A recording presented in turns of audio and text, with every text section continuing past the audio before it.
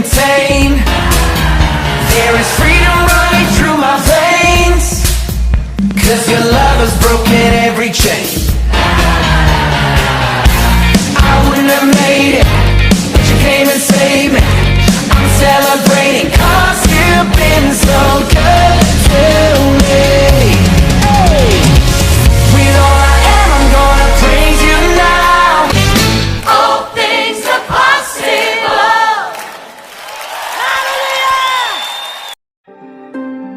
Isang mapagpalang araw po sa ating lahat. Isa na namang panibagong araw ng pag-asa, kagalakan at pagpapala mula sa ating Diyos na buhay. Alam po nating lahat na ang araw na ito, ang araw ng linggo, ay para sa ating Diyos na buhay. Di po ba ang ating pagsamba, ang pag-aalay natin, ang mga pasasalamat natin sa ating Diyos sa lahat ng mga bagay na ginawa niya sa ating buhay. At syempre pong araw na ito, nais ng Panginoon na makita niya tayong mga anak niya na talagang nakafocus lamang po sa Kanya, di po ba, sa Kanyang mga salita, sa Kanyang presensya. Kaya patuloy po syempre sa oras na ito ay na-acknowledge natin unang-una ang ating number one audience, di po ba, ang ating Diyos na buhay. Lahat po tayo dito ay Kanyang mga anak na patuloy syempre magbibigay sa Kanya ng kaluguran, di po ba. Kaya patuloy po natin na ialay sa Panginoon naman po yung mga pasasalamat na nasa inyong puso ngayon, di po ba, sa lahat ng mga bagay na ginawa niya. Iba-iba man tayo ng mga sitwasyon, iba-iba man tayo ng mga bagay na ginawa ng Panginoon, yung mga amazing things po na ginawa ng Diyos sa buhay natin, ay iisa pa rin po ang kahihinat na nito kundi ang kabutihan ng ating Diyos na buhay. At sinabi nga po sa Biblia, sa Colossians 3 verse 2, sabi doon, set your minds on things above, not on earthly things. Kaya po sa araw na ito, patuloy nating i-focus ang ating mga kaisipan sa Panginoon lamang po, at isang tabi muna natin ang ating mga sarili, mga pansarili nating kagustuhan, yung mga bagay po na makamundo, di po ba, at patuloy na ilaan natin ang ating isip, ang ating puso sa ating Diyos na buhay. Kaya po patuloy po natin na damhin ang presensya ng ating Diyos at pakinggan po natin ang isang awiting ito.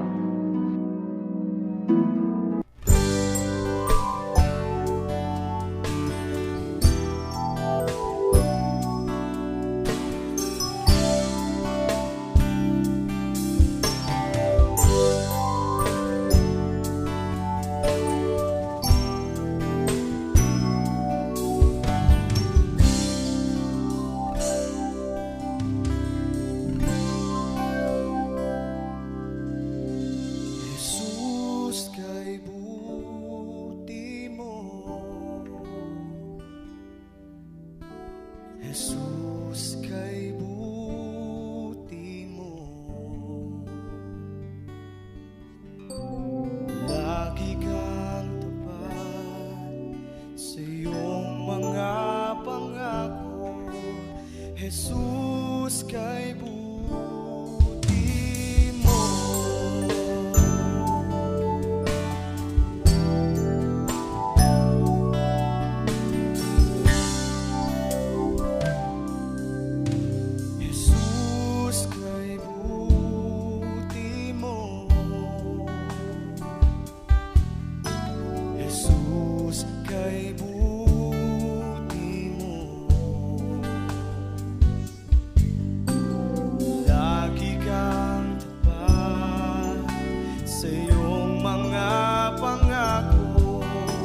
Jesus, kay buti mo.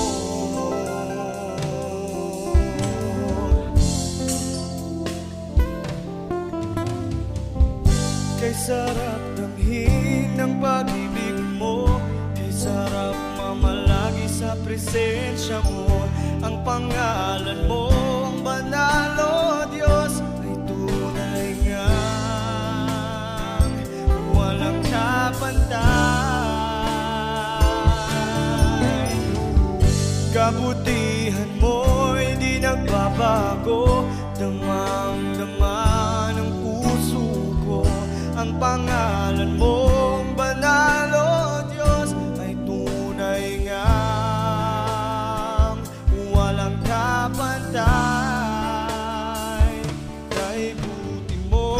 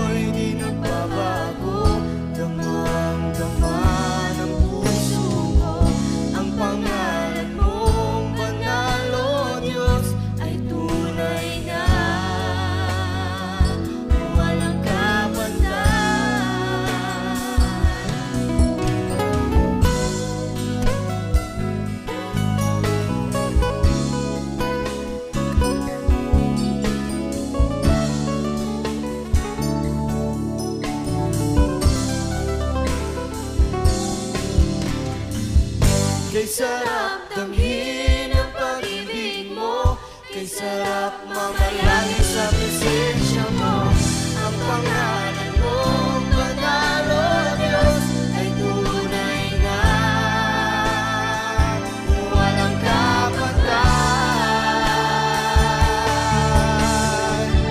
Kabutihan mo hindi nagbabago, damang-daman ang puso ko. Ang pangalan mong banal, O Diyos, ay tunay na walang kapantay. Tunay na walang kapantay. Tunay na walang kapantay. Kay buti mo.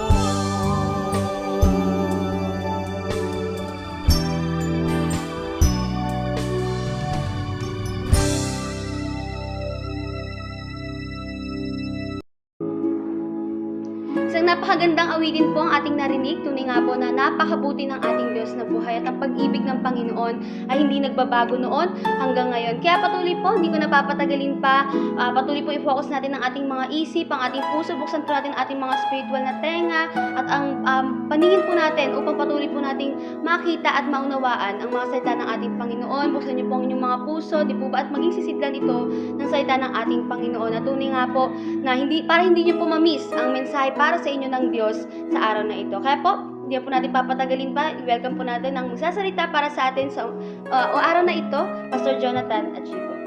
Isang magandang araw po muli sa ating lahat, mga kapatid, lalo na sa mga sabik sa pagsamba sa ating Panginoon dahil sa ating kalagayan. Subalit ang araw na ito ay hindi makakapagpigil sa atin upang tayo ay sumamba sa ating Diyos na buhay. Tayong lahat ay manabik sa salita ng ating Panginoon na siyang pagkain ng ating kaluluwa. Kaya ang ating pakikiisa sa ating online telecast ay makakatulong upang tayo ay magpalakasan sa isa't isa. So, maaari po ninyong i-share ang ating video at sa ganun ay yung mga kilala natin, kaibigan, ay makarinig ng mabuting balita. So, umaga pong ito ay ating pong pag-aaralan ang kabutihan ng ating Panginoon. Hindi natin ito kukunin sa malalim na pag-aaral, kundi tignan natin sa nararanasan po natin at kung paano po natin may papamuhay ito sa ating pang-araw-araw na buhay kahit ganitong kalagayan. So, nais ko pong basahin sa inyo ang salita ng ating Panginoon sa 2 Thessalonians, chapter 1:11 o ikalawang Tesalonika, kabanatang 1, talatang 11. Ganito po ang pagkasulat ni Apostol Pablo. Dahil dito, lagi namin kayong idinadalangin sa Diyos na naway maging karapat-dapat kayo sa pagkatawag niya sa inyo at sa pamamagitan ng kanyang kapangyarihan. Naway ipagkaloob niya sa inyo ang lahat ng mabuti. Lahat ng mabuti ninyong hinahangad at maging ganap ang inyong mga gawain ibinunga ng pananampalataya. Sa gayon, mapaparangalan ninyo ang pangalan ng ating Panginoong Jesucristo at kayo na may mapaparangalan din niya ayon sa kagandahang loob ng Diyos at ng ating Panginoong Jesucristo. So bago po tayo magpatuloy, tayo po ay dumulog sa ating panalangin sa ating Panginoon. Dakilang Diyos, sa umagang ito ay patuloy kaming nagpapasakop sa iyong kalooban. Patuloy po na kami ay dumudulog sa iyong presensya. Samahan po kami sa pag-aaral ng iyong salita, matuto Panginoon, at madagdagan ang aming pananampalataya. Lalo na po sa ganitong kapanahunan na kailangan naming maging matatag, malakas Panginoon, at makita ang iyong kabutihan sa gitna ng krisis na aming nararanasan. Naniniwala ako na hindi ka nagkulang sa kabutihan sa amin. Nawa kaming mga mananampalataya o nagtitiwala sa iyo ay patuloy na makakita ng iyong kabutihan at maramdaman ang ginagawa mo sa aming mga buhay. Samahan kami at ang iyong lingkod ngayong umaga sa pagtalakay ng kabutihan mo, Panginoon, sa aming mga buhay. Ito po ang aming dalangin sa pangalan ni Jesus. Amen. So muli ay isang magandang umaga po sa lahat, no? Alam po ninyo sa ating kalagayan ngayon, no? Kabi-kabila ang ating mga naririnig sa social media, sa TV, sa radyo, sa mga online, no? Na para bang ang mga tao ay gulong-gulo, litong-lito, no?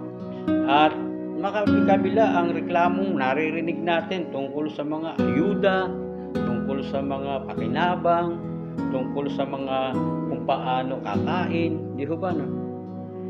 Lagi na lang nating nakikita, no, ang kakulangan. Minsan naisip ko, di ba natin nakikita na sa kabila ng ating karanasan o nararanasan ngayon, ay may mabuti pa rin ginagawa ang Diyos. Sa buhay ko, sa buhay ng mga taong nagtitiwala sa Kanya, at doon sa mga nananalangin. Alam niyo, ang Diyos ay hindi nagkulang. Sabi nga no? Lagi siyang bago sa bawat araw. Lagi siyang sariwa, no? So, sa bawat araw ng gising natin, ay hindi po magkukulang ang Diyos sa paggawa ng mabuti sa atin.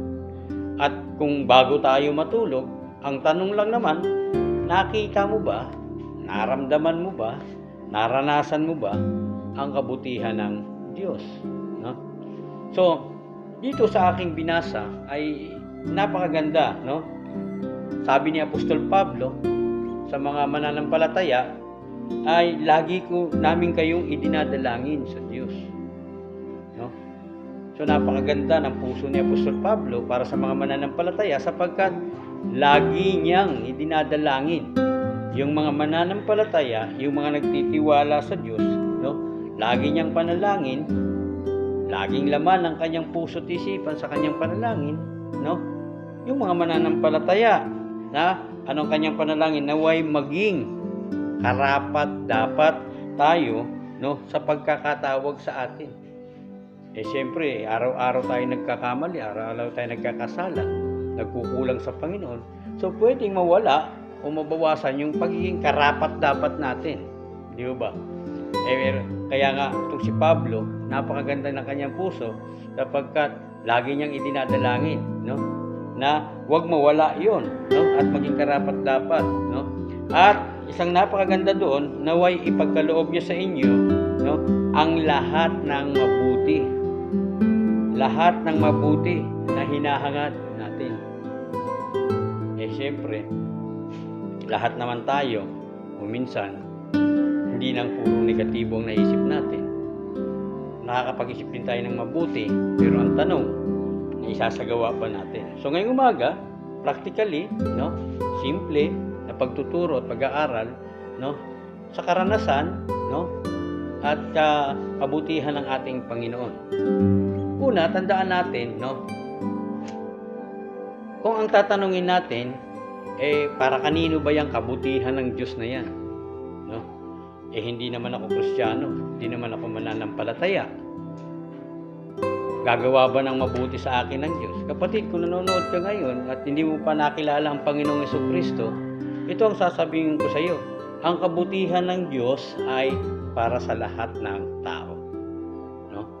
Mabuti ka man o masama, ang kabutihan ng Diyos ay para sa iyo. Ang kabutihan ng Diyos, no, ay sa lahat, para sa lahat ng kanyang nilalang. Parang sinag ng araw o ng buwan, di ba? Na ang araw ay sumisikat, no, sa mabuti at masamang tao. Ganon din ang buwan ay nagbibigay ng liwanag para sa lahat ng mabuti at masamang tao, no? So, yung dalawang nilalang na yan ang ating Panginoon. Diyan lang makikita na natin ang kabutihan ng Panginoon. Sumisikat ang araw at nagbibigay liwanag ang buwan sa mabuti at masamang tao. So, ganun din ang kabutihan ng Diyos, no? Ang kabutihan ng Diyos ay hindi lang para doon sa mga nagtiwala sa Kanya. Hindi lang para doon sa mga tumanggap sa Kanya. Kahit ikaw ay hindi mo pa kilala ang Panginoon, sasabihin ko sa iyo, no, napakabuti ng Diyos sa iyo. nararanasan mo at pwedeng ipakita ng Diyos ang kabutihan niya sa iyo. So, isang bagay, no, na sigurado, ang kabutihan ng Diyos ay hindi limitado, hindi nakakahon, no, at hindi lang para sa espesyal na tao, kundi ang kabutihan ng Panginoon ay para sa lahat ng nilalang niya sa mundong ito. Lalo na sa atin na nilalang niya tayo sa wangis ng ating Panginoon. Yung maranasan natin, no, kung ano at sino siya sa pamamagitan ng kanyang kabutihan. Di ba parang sa tao, sinatawag natin sa relasyon o ugnayan ng pakikipagkapwa-tao. Di ba nakikilala mo ang buong pagkatao niya sa pamamagitan ng paggawa niya ng mabuti sa iyo? Di ba? At yung taong gumagawa ng kabutihan sa kanyang kapwa, yung ginawa ng kabutihan, ang masasabi niya, no, ay napakabuti niya dahil dun sa ginawa. Di ba? So nakikilala mo siya at pag may sino yan? Kilala ko yan. Mabuting tao yan. So ganoon din ang Diyos, no? Nakikilala natin siya hindi sa personalan, no, o pisikal na kalagayan, kundi nakikilala natin siya sa pamamagitan ng kanyang ginagawang kabutihan sa atin. So kung di ka pa mananampalataya, huwag ka namang malungkot. Isang bagay ang katiyakan sinasabi ko sa iyo. Ang kabutihan ng Diyos ay para din sa iyo. No? Pangalawa, doon naman sa mga tumanggap sa Panginoon, sa mga Kristiyano, tandaan natin, no, ay tayo din ay nakakaranas at makakaranas talaga ng kabutihan ng Panginoon. Dahil nagtiwala ka sa Panginoon, pagkakatiwalaan ka ng Panginoon, no? At dahil sa pagtitiwala mo sa Panginoon, gagawang kanya ng kabutihan. Hindi mo man ito pinagpaguran, hindi mo man ito pinagpagalan, no? Araw-araw, sa bawat araw ng gising mo, gagawa ang Diyos ng mabuti sa iyo. No? Kaya nga, they are new every morning. Sabi doon, siya'y laging sariwa, siya'y laging bago sa bawat araw. No? Pangatlo, doon naman sa mga magtitiwala pa. Kung yung first time kang nakapakinig ng salita ng Panginoon, at first time mo rin narinig ang paksain na ito tungkol sa kabutihan ng Panginoon, dahil maaaring nagdududa ka na, no? Dahil sa nangyayaring sitwasyon natin, kung mabuti pa ba ang Diyos, dahil parang ang nakikita mo, wala nang magandang nangyayari. Nagkakamali ka, no? Tandaan natin, ang kabutihan ng Diyos, una, sabi ko kanina, para sa lahat ng tao. Pangalawa, doon sa nagtitiwala sa Kanya, at para sa iyo na magtitiwala pa lang. Okay? So, tingnan natin, no? Bilang mga nilalang ng ating Panginoon, siyempre, ang naglalang sa atin, wala siyang ibang desire kundi maging katulad niya tayo. Kaya nga dun sa panalangin ni Apostol Pablo, no, lagi ko kayong idinadalangin sa ating Diyos, no, na kayo ay maging karapat-dapat sa pagkatawag sa atin ng ating Panginoon at, no, maisagawa natin, no, lahat ng mabuti na hinahangad natin.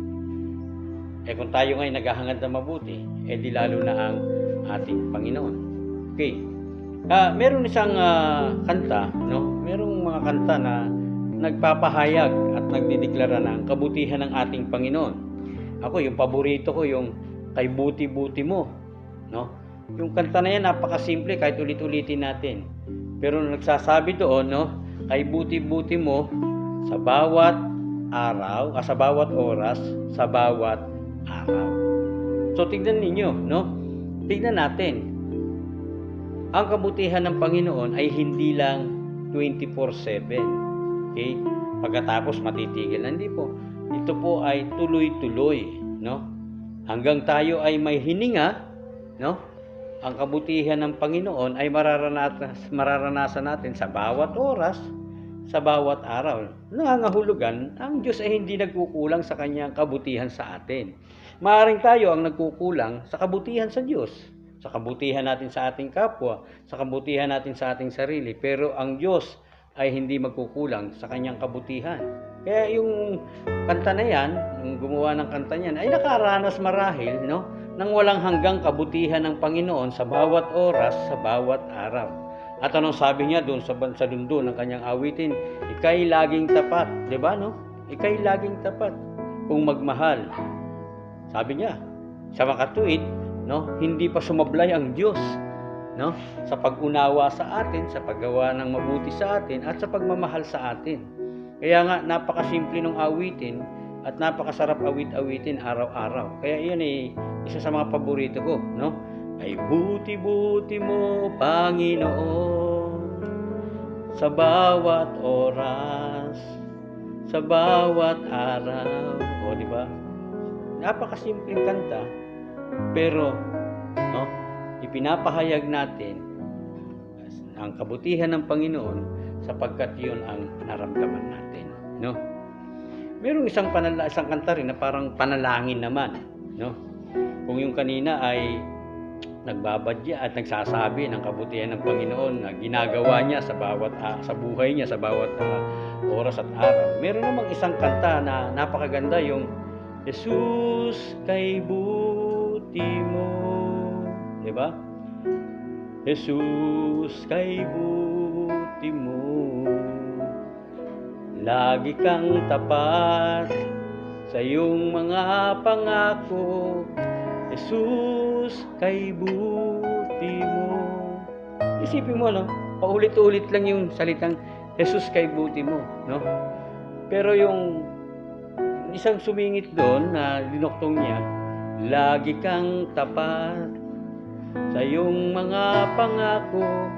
Tapos sinabi niya ulit, Jesus, kay buti mo. O, di ba, no? So, napakasimple ng kanta, di ba? Pero tingnan ninyo, dadamahin niyo yung presensya, yung espiritu dun sa kanta, eh mararamdaman mong napakalapit ng Diyos sa iyo. Di ba? Ako sa aking mga paglilingkod, maging sa politika, sa simbahan, sa mga taong nakakasalamuha ko, kahit maliit na bagay na nagawa ko, ang lagi ko sinasabi, Jesus, kay buti mo.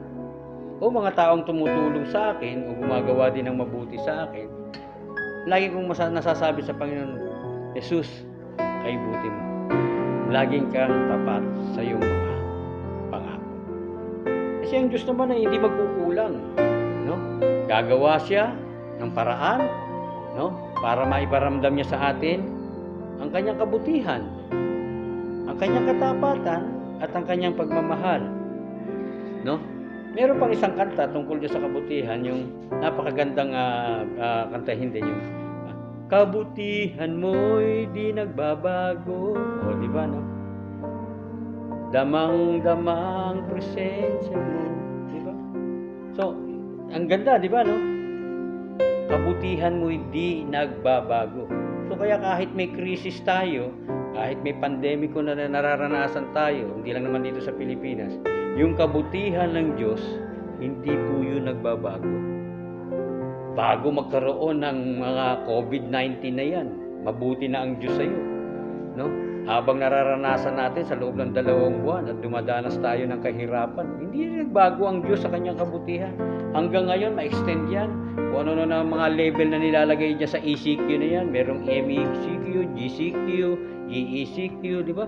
Ano man ang i-label dyan, tandaan natin, ano? Ang kabutihan ng Diyos ay di nagbabago. Yun ang itanim natin sa puso. Yun ang itanim natin sa ating mga isipan, no? Na ang Diyos ay hindi pa bago-bagong Diyos. Ang Diyos, simula pa lamang, no, ay mabuti na. Mula doon sa pagkakalikha hanggang sa pagkakasala ng tao, no? Hanggang sa dumating ang ating Panginoong Jesucristo, namatay ang ating Panginoong Jesucristo, nabuhay muli ang ating Panginoong Jesucristo, at nangako siyang babalik sa atin. Tandaan natin na ang kabutihan ng Diyos ay di nagbabago. Tao lang naman ang nagbabago, sitwasyon, senaryo, no? Pero yung Diyos, kailanman hindi po siya nagbago sa kanyang mga pangako, sa kanyang mga sinasabi, no? So doon po sa ikalawang sulat ni Apostol Pedro, no, sa kabanatang 1, ay ganito naman po yung mababasa natin patungkol dun sa kanyang winika, no, patungkol sa kabutihan ng ating Panginoon sa ating mga mananampalataya. Sabi niya rito sa kabanatang 3, no, tinanggap natin sa pamamagitan ng kapangyarihan ng Diyos ang lahat ng bagay na magtuturo sa atin upang tayo mamuhay, no, na makadiyos. Ito'y dahil sa ating pagkakilala kay Jesus, na siya ring tumawag sa atin upang bahaginan tayo ng kanyang kaluwalhatian at kadakilaan. Sa paraang ito'y binigyan niya tayo ng mga dakila at napakahalagang pangako upang makaiwas tayo sa nakasisirang pagnanasa sa sanlibutan ito at upang makabahagi tayo sa kanyang likas bilang Diyos. O, napakaganda ng plano ng ating Panginoon, no? Na gusto niyang mamuhay tayong makadiyos, no? Tinawag niya tayo para tayo ay bahagian ng kanyang kaluwalhatian, ng kanyang kadakilaan, no? At nang makaiwas tayo sa nakasisirang nasa o pagnanasa sa sanlibutan ito, no? At makabahagi tayo sa kanyang likas bilang Diyos. At para makabahagi tayo sa kanyang likas, no? Sa kanyang pagiging Diyos, no? Ang payo ni Pedro, ni Apostol Pedro dito sa verse 5, dahil dito sikapin ninyong idagdag sa inyong pananampalataya ang kabutihan at ang inyong kabutihan, no? Sa ang kaalaman. So, anong una na sinabi para makabahagi tayo sa pagka-Diyos ng ating Panginoon, no? Idagdag daw natin, no, yung kabutihan. Napakaganda kasing katangian niya ng Diyos, no? Kaya doon sa kung gusto mong maging bahagi ka o maging makadiyos ka, para makita yung pagiging makadiyos natin, no? Hindi yung palasimba ka, hindi yung palabasa ka ng Biblia, hindi yung lagi ka na lang nananalangin para sabihin na ikaw ay makadiyos. Hindi.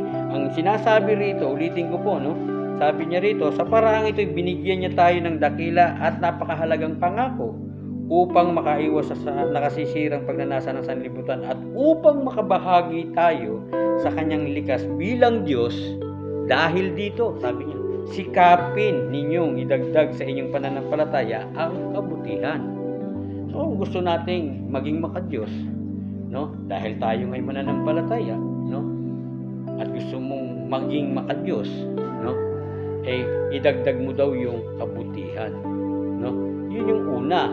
Bakit? Kasi yun yung katangian ng Diyos na hindi nagbabago, na hindi nawawala, hindi kumukupas at hindi lumilipas, no? Yung kabutihan ng Diyos. Yung kabutihan ng Diyos na yan na para sa lahat ng tao, mabuti ka man o masama, mananampalataya ka man o hindi, no? Ang kabutihan ng Diyos ay nariyan, no? Kaya nga, kung gusto natin yung sinasabi nating mabuti, makadiyos na pamumuhay sa gitna ng ganitong kalagayan, no?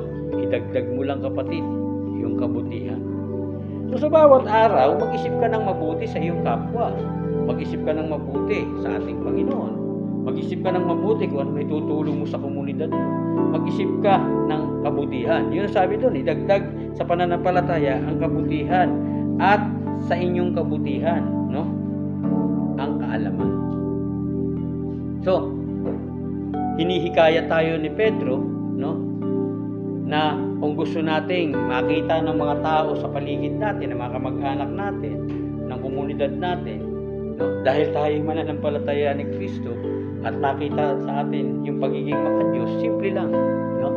Gumawa ng kabutihan. Idagdag mo sa iyong buhay, sa iyong pagkatao, ang paggawa ng kabutihan, no? Andiyan yung kapangyarihan ng Diyos. Sabi doon sa talatang sa taas, no? Na tinanggap natin sa mamagitan ng kapangyarihan ng Diyos ang lahat ng bagay na makapagtuturo sa atin upang tayo mamuhay na makadiyos. At para makapamuhay ka ng makadiyos, idagdag mo yung kabutihan sapagkat yan ay tinanggap naman pala natin, no? Sa pamamagitan ng kapangyarihan ng Diyos. So, maliwanag yung sulat na yan ni Apostol Pedro, no? Na hindi lang sa mga pagtulong, di ba, no? Maraming bagay natin may papakita ang pagiging mabuti sa pananalita, sa kilos at gawi, sa pakikipagkapwa, sa lahat, no? Idagdag natin. At nawa tayong mga mananampalataya ay hindi tayo magkulang ng paggawa ng kabutihan sa bawat araw, no? Kaya nga doon sa kanila sinasabi ko sa inyo, no? Yung ang Diyos ay kay buti-buti niya sa bawat oras, sa bawat araw. So, ganun din tayo, no? Nanawa hindi tayo moody, no? Pag gusto lang natin gumawa ng mabuti, tsaka lang tayo gagawa ng mabuti. Paano pag wala ka sa mood? Mananampalataya ka. So, hindi po pwede. So, pag mananampalataya ka, you're always on the move, no? Na gumawa ng mabuti. Doon sa verse 5, makikita din natin yung paghihikayat ng pagdaragdag. Diba, no? Sabi, marami na tayong katangian sa buhay natin, no? Pero isa sa mga pangunahing ibinigay ni Apostol Pedro ay ang kabutihan, no? Kasi nga ang kabutihan ng Diyos di nagbabago. Sana ganoon din tayo, hindi nagbabago, no? So kaya dito, gumawa tayo ng lahat ng kaparaanan natin para madagdagan yung kabutihan natin. Sa kapwa natin, sa mahal natin sa buhay, sa pamilya natin, at sa komunidad na ating ginagalawan. Kaya nga alam nyo, yung paggawa ng mabuti, sabi nung minsan ng iba, no? Ang gagawa mo lang daw ba dapat sa mabuti, gumawa din ng mabuti sa'yo. Paano yung hindi gumawa ng mabuti sa'yo? Ano igaganti mo sa kanya? Di ba? Kaya nga may kasabihan, pagka binato ka ng bato, ano ibabato mo? Ha? Sabi nung iba, babatuhin ko ng tinapay pero kasama yung garapon. Di ba, no? Kakaiba, no? Sabi naman ng iba, tinapay din ibabato ko pero yung matigas na tinapay. Di ba? Pero si Jesus Christ, nakita naman natin, marami siyang ginawang mabuti. Di ba? Pero yung ginanti ng mga tao sa kanya, hindi mabuti. Pero kahit na hindi mabuti yung ginawa ng tao sa kanya, sa gitna ng ipinapako siya, yung tao lang na nagpapako sa kanya, naglalagay ng pako doon sa kanyang palad, no? Tinititigan niya at sinabi niya na, Father, forgive them. No? Patawarin mo siya, hindi nila alam ang kanyang ginagawa. Yung nananakit sa kanya, lagi niyang sinasabi, Panginoon, patawarin mo itong mga taong ito, hindi nila alam ang kanyang ginagawa. At nung iniangat na siya doon sa cross, di ba, para ipakita sa mga tao at bigyan siya ng kahihiyan, ano ang winika niya, ang unang wika niya sa cross ng Kalbaryo? Ama, patawarin mo sila, hindi nila alam ang kanilang ginagawa. So bilang tayo mga tao, marami tayong ginagawang mabuti, kung minsan ang bato sa atin, ang balik sa atin, hindi mabuti. Huwag ka naman magsawa, kapatid. Ganun talaga, no? Tandaan natin. Kaya lagi natin narinig sa kasabihan, gumawa ka ng mabuti, ikaw pa yung masama. Yung iba, tamad na siguro gumawa ng mabuti. Doon na lang sila sa gumagawa ng masama. Hindi po tama, no? Ang mundong ito ay naghahanap ng mga mananampalataya, mga taong katulad mo, no? Na kahit masama yung ginagawa sa iyo, gumawa ka pa rin ng mabuti. No? So, yun. Sabi naman ng iba, plastika na yun, pastor. Diba, no? Ginaalam mo namang masakit yung ginawa sa iyo. Pag nakita mo siya o lumapit sa iyo, gagawan mo pa rin ba ng mabuti? No? Hindi mo ba ipaparamdam sa kanya yung pain, no? Na naranasan mo sa ginawa niya, gagawa mo pa rin siya ng mabuti? Di ba? Tingnan natin yung buhay ni Judas. Sa buong buhay niya, ng kanyang pagkakilala sa Panginoon, kasama niya si Jesus Cristo. Wala naman siguro masamang ginawa si Jesus Christ sa kanya para gawa niya ng di maganda. Pero sa kabila ng lahat, di ba, naipagkanulo po siya. Di ba? Pero bago siya pumanaw sa mundong ito, nakausap niya pa ang ating Panginoon. Di ba? At pinaalalahanan na siya ng Panginoon. At pinagsabihan na siya ng Panginoon sa posibilidad na mangyayari. Di ba? Kaya nga, kung titignan natin, no, si Judas ay nagpakamatay. Di ba? Dahil nakita niya, no, ang kanyang pagkakamali, no, nang ipagkanulo niya ang Panginoon. Na-re-evaluate niya, na-assess niya siguro, na walang ginawang masama ang taong ito para gawang ko ng masama, no? Lahat ay ginawa siya sa akin mabuti, kaya nakonsensya siya. Dalawang tao yan, yung isa nagpakamatay, yung isa naman nagsisi, at yun ay si Pedro. Di ba? Napakatapang niya. Di ba, no? Nakita niya kung gawa ng kabuti ang Panginoon. Kaya nagpakain ng mga tao, naggumawa ng himala. Di ba? Pero nung pagdating dun sa personalan na, nakita naman natin, itinuro pa lang siya ng tao, abay pinagkaila niya ng ating Panginoon, na parang walang ginawang mabuti sa kanya. No? Kaya nga nung tumilaok na yung manok sa pangatlong pagkakataon, na-realize ni Pedro ang kabutihan ng Panginoon. Na bago pa siya magkasala, bago pa siya gumawa ng hindi maganda sa Panginoon, pinalalahanan na siya ng Diyos. Ganun kabuti ang Panginoon. Biruin mo kay Judas, kay Pedro, at kahit nga dun kay ang pangalan nito, yung taong nagduda sa kanya, di ba, no? Na wala ang tawag natin ay si Doubting Thomas, di ba? Binigyan pa rin ng Panginoon ng babala, di ba, no? At pagkakataon. Ganun kabuti ang Diyos, di ba? Kaya nagsisi ngayon si Pedro. Bakit?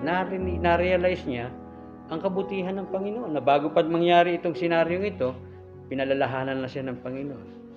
The same din, kapatid.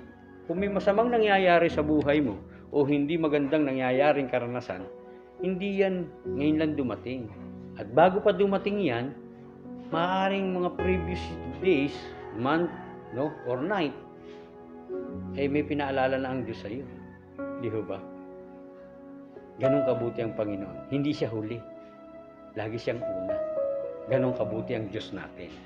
Di ba? Ako nga sa politika, sa paglilingkod, lalo na sa ganitong kalagayan, I'm always thinking how can I help my constituent o mga tao sa church o mga tao sa mga pananampalataya. Laging ganun, no? Pero sa dami ng ginawa mo, mababasa mo pa rin sa social media, parang wala kang nagawa. Minsan may nagsalita sa akin, ayoko na sumama, pastor. Kasi ganun din wala tayong napapala.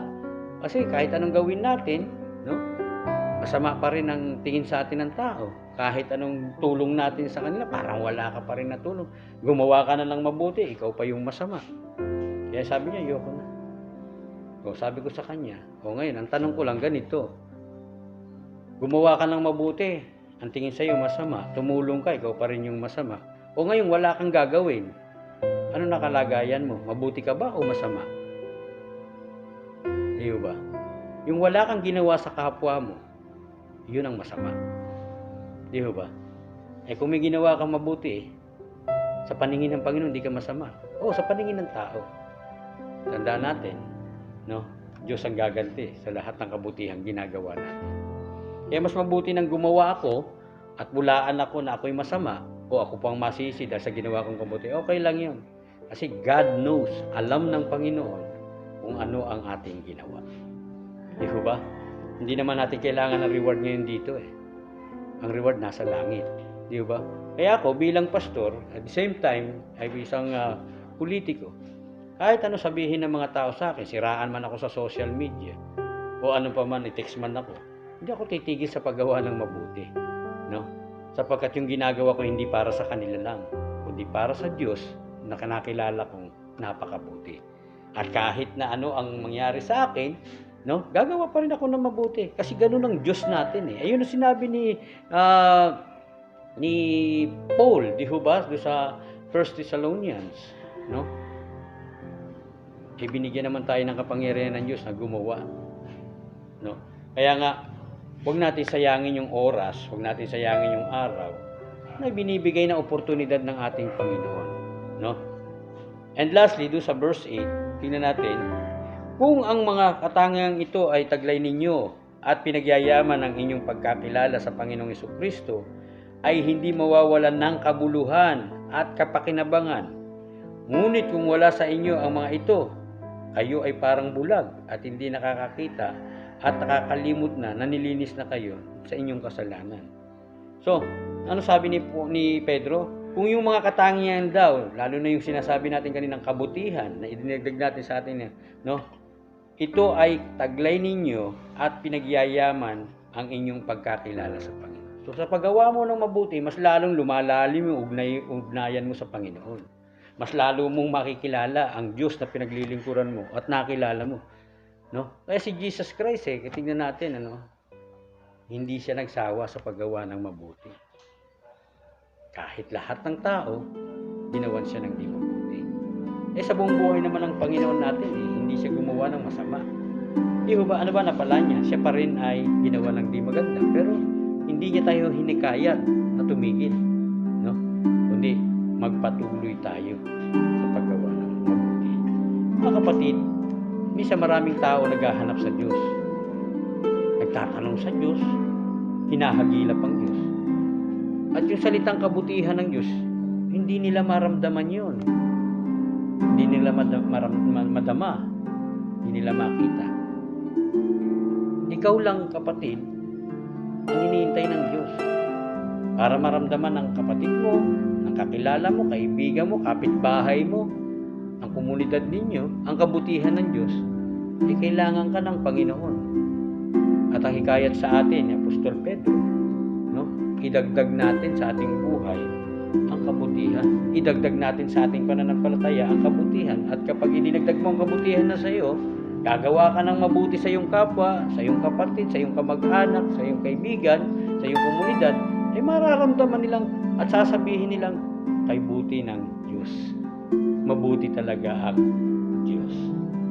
Sa mga patutuong naririnig ko, sa mga nagtitext sa akin, yung mga naabutan ng tulong, mga nabisita na ipanalangin, no? Lagi nilang sinasabi, mabuti talaga ang Diyos. So yun ang gusto kong ituro sa inyo, mga kapatid. Maraming tao ang naghahanap sa kabutihan ng Diyos. Gusto nilang maramdaman ang kabutihan ng Diyos.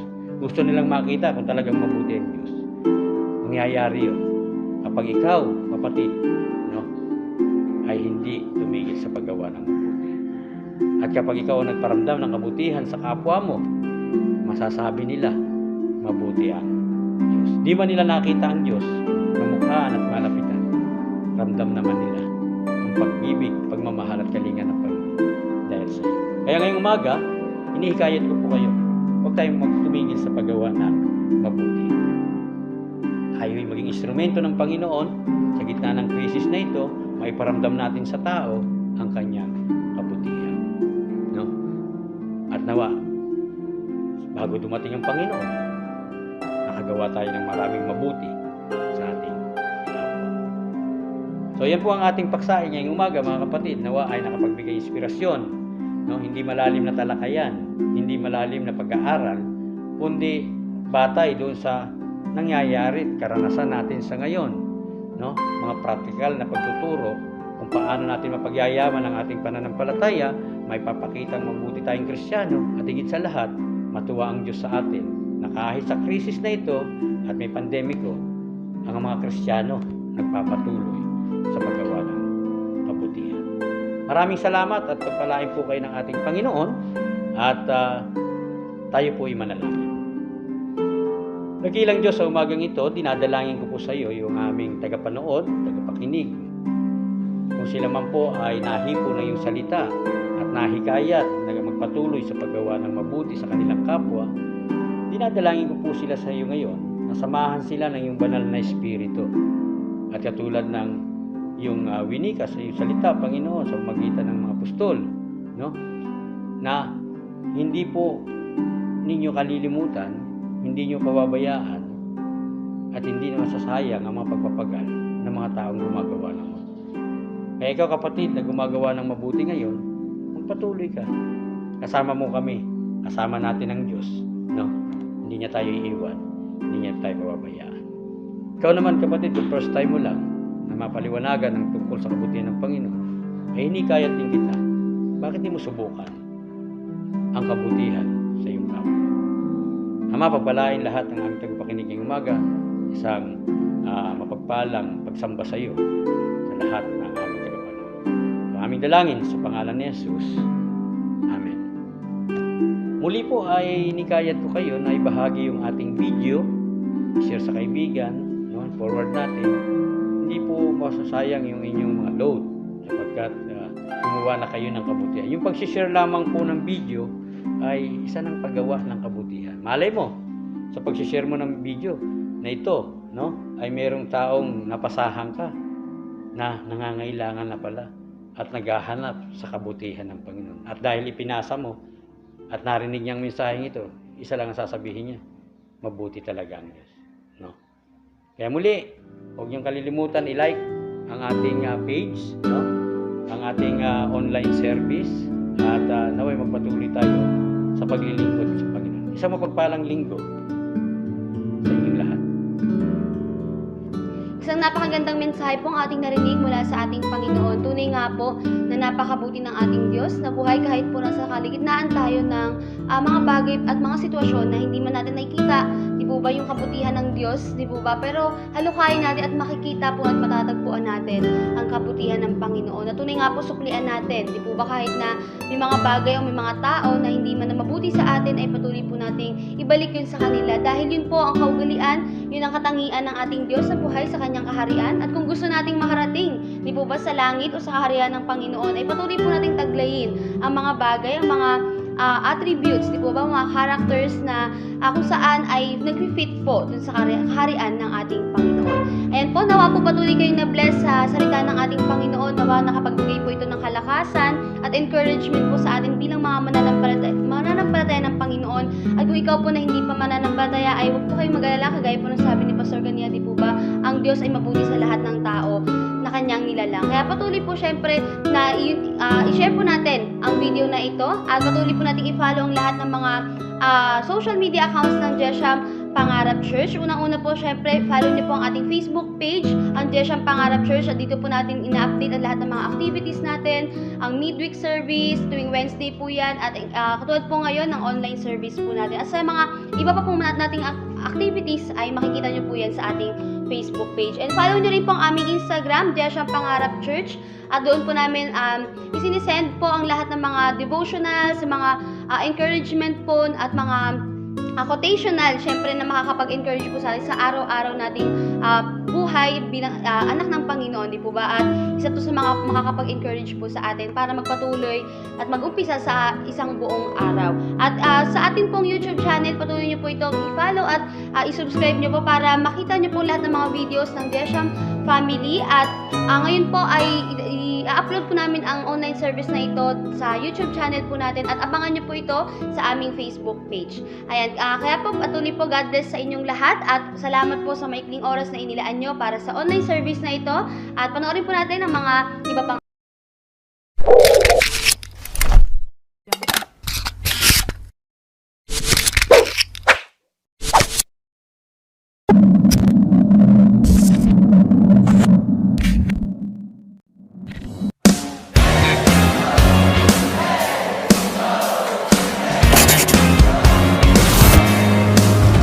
There's a party right here for your glory is all around. In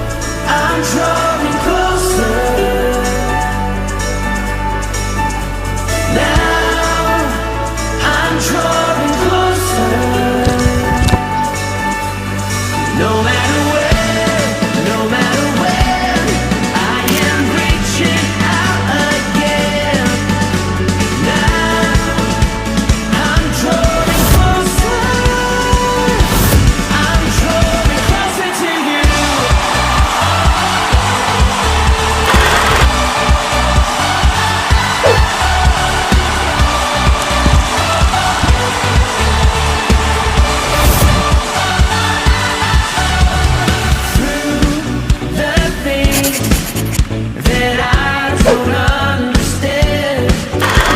I will pray to you. I lift my hands as I am moving forward today. Oh, as your grace lights up the way, you will never leave me astray, and so I'll never run away. But now I'm drawing closer. Now I'm drawing closer.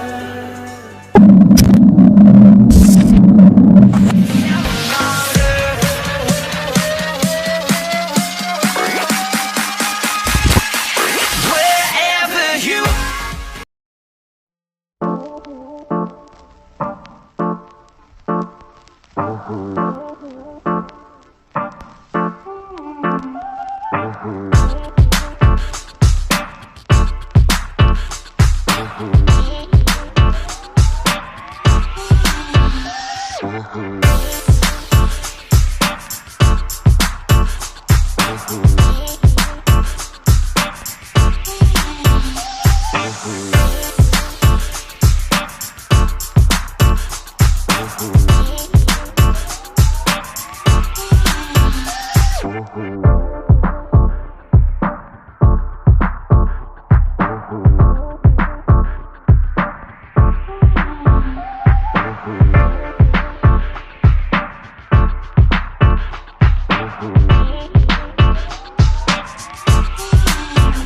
Mm-hmm.